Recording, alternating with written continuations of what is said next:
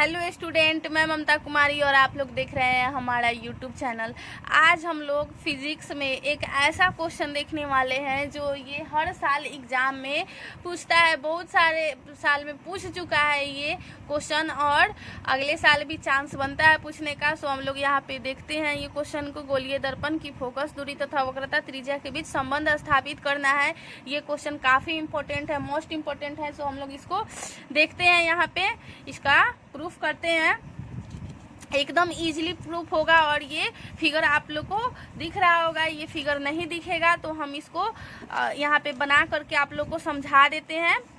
देखिए यहाँ पे ये एक फिगर है। ये कौन सा दर्पण है? ये एक दर्पण है। ये कौन सा दर्पण है? ये एक अवतल दर्पण है। अवतल दर्पण का डेफिनेशन क्या होता है? वैसा दर्पण जो धसी हुई हो उसे हम लोग अवतल दर्पण कहते हैं, और जो उभरी हुई हो यानी इस तरह से हो उसको हम लोग उत्तल दर्पण कहते हैं।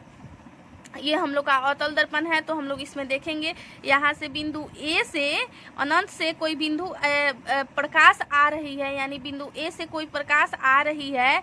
यहाँ पे ये आगमन इसका हो रहा है, आ रही है कोई प्रकाश, और ये आकर ये जो दर्पण है, दर्पण के ये बिंदु बी पर टकरा रही है।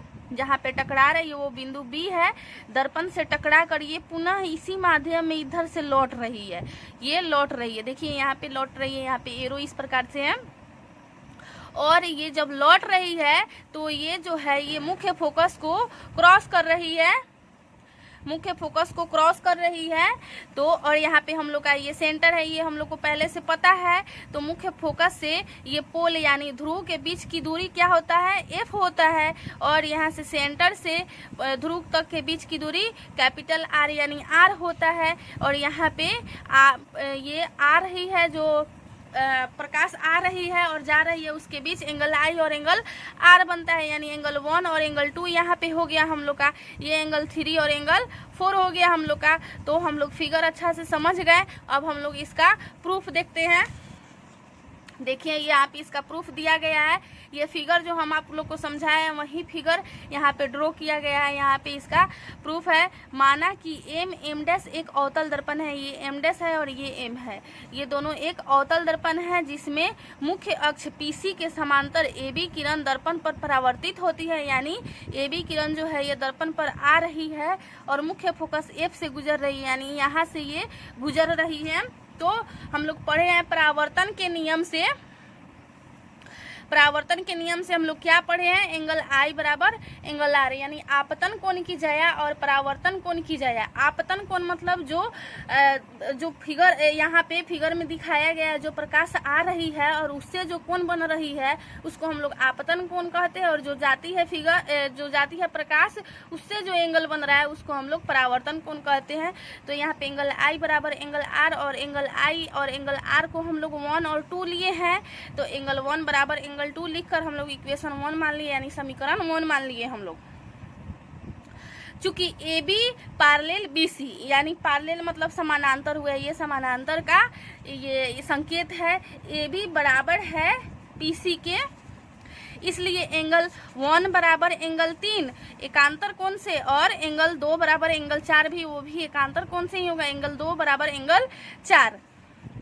समीकरण 1 तथा 2 से एंगल 2 बराबर एंगल 4 हम लोग लिख सकते हैं। यहाँ पे एंगल 2 बराबर एंगल 4 हम लोग लिख सकते हैं। अतः त्रिभुज ए बी सी एक समद्विबाहु त्रिभुज है, इसलिए सी एफ बराबर बी एफ, यानी सी एफ फिगर में देखिए सी एफ बराबर बी एफ, ये वाला ये समद्विबाहु त्रिभुज है। इसलिए चूंकि जब B बिंदु P के निकट हो, जब B बिंदु जो है यहाँ पे B बिंदु जो है ये P के जब निकट होगा तब क्या होगा?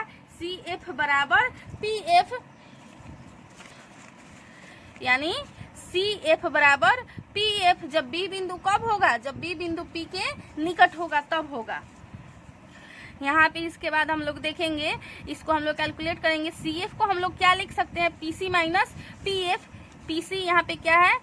CF को हम लोग PC माइनस PF लिख सकते हैं, यानी इसमें से हम लोग इसका वैल्यू निकाल देंगे, घटा देंगे तो हम लोग का ये वैल्यू मालूम चल जाएगा। वही यहाँ पे दिखाया गया है।